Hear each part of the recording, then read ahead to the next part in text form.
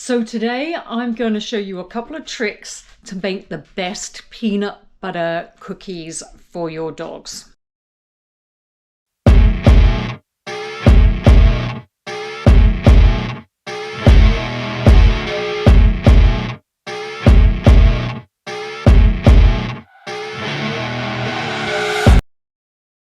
First of all, you're going to need near to boiling water. You need very hot water to mix with the peanut butter so that the peanut butter gets nice and smooth.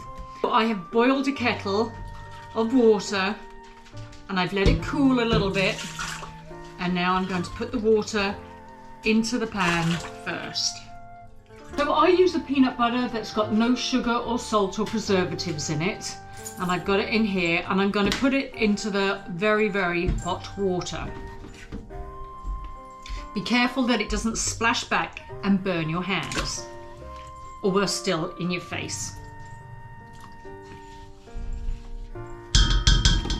Crikey, it's very sticky.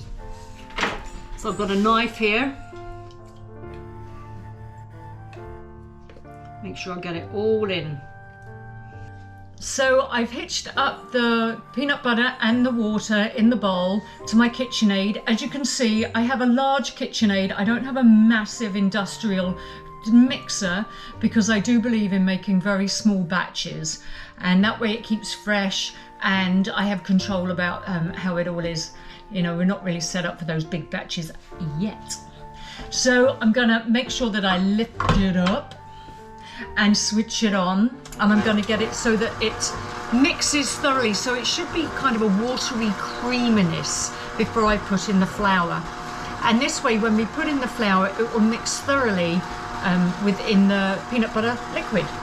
And you can see I just used 3 ingredients. I've got water, peanut butter and flour. So I've got the flour here in a glass bowl because every good cooking show always seems to put their ingredients into a glass bowl, so I found one. So here's the glass bowl, and I'm going to switch on the mixer, and then we're just going to, as it mixes, we're going to gradually add the flour. Okay, so stand by.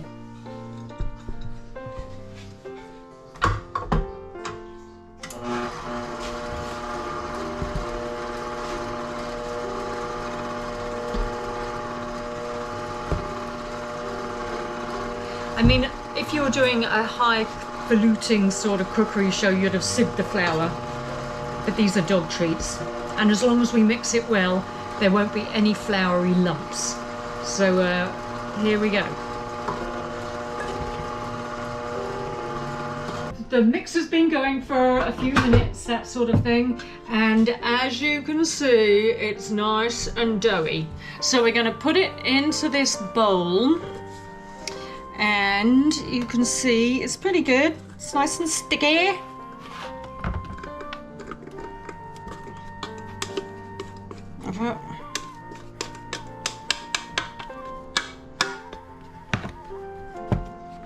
And then we're going to let it rest in the refrigerator for a couple of hours before we roll it out and cut it up.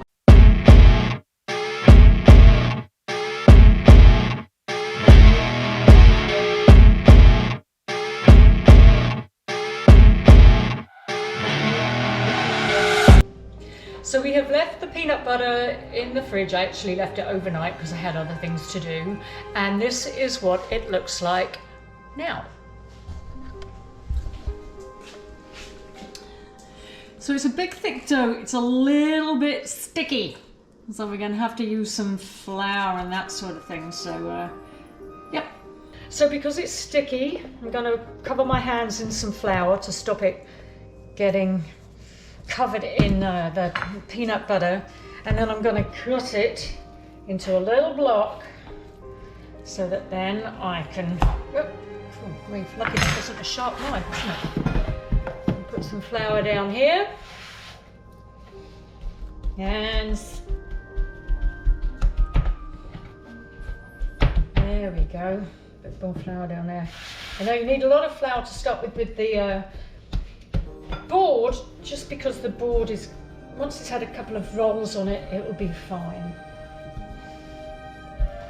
And then you just roll it out to the thickness that you want. You have to keep moving it around so it doesn't stick to the board. I don't like it too thick. I don't like it too thin, otherwise they break very easily.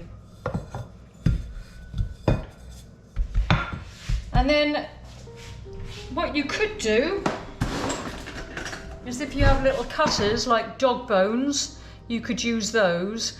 They tend to take an awful lot of time, so I just use a knife and I will just start cutting it into the size I want. It's a little bit thin at this end, so I probably won't do that. Just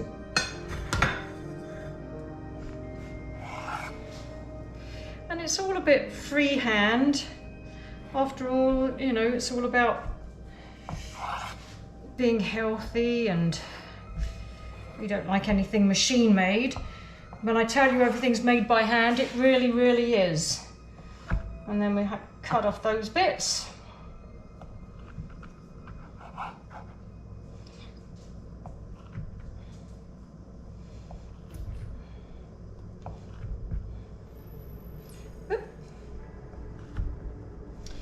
And then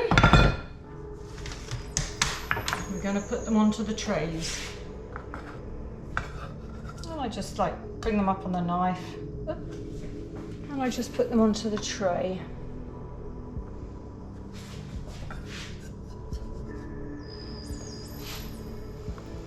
As you can see, it's like a labour of love. So when people complain that these are expensive, I can tell them that it's all done by hand. Okay, I'll do a little bit more and then I'll show you what we do next. Okay, here we go. I've got a tray ready. And we are going to put this tray in the dehydrator. There we go. And I'll stack in a bunch more and then we'll go from here. Okay, we've got all the peanut butter ready to go. I'm gonna stick it in there. It's a trade secret how long I set it in there for, so I won't be telling you about that. Anyway, I will come back to you when we've taken it out and we will see what they look like. Might even try one or two.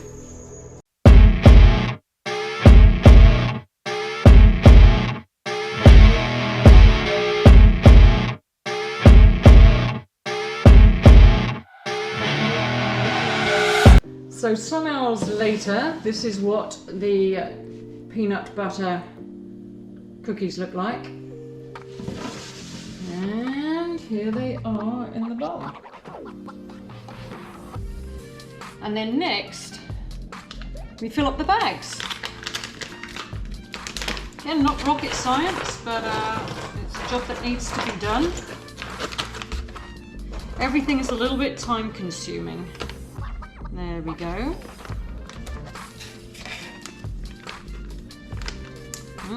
Zip it up. There's the right weight.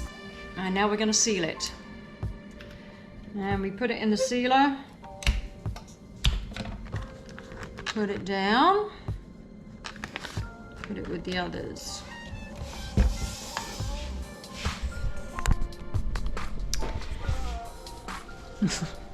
And that, my friends, is how we make peanut butter dog treats, the K9Crack way.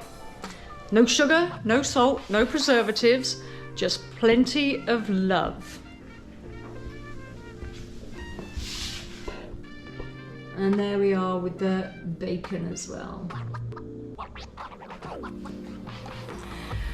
So I'm often asked if I try the dog treats, and so this is a peanut butter one here, nice fresh out of the oven, and here's me testing it.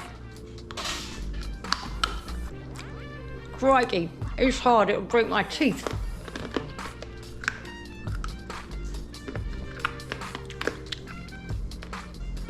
Tastes rather bland to me.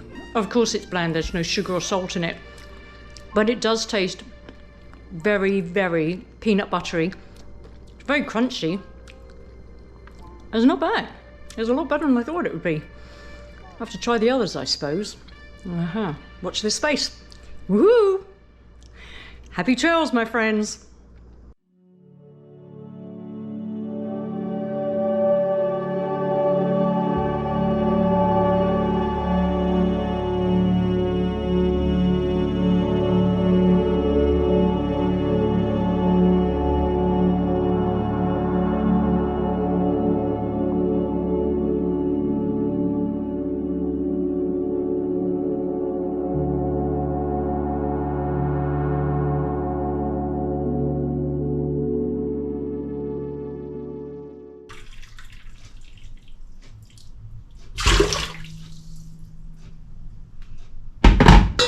I don't know how many I've done.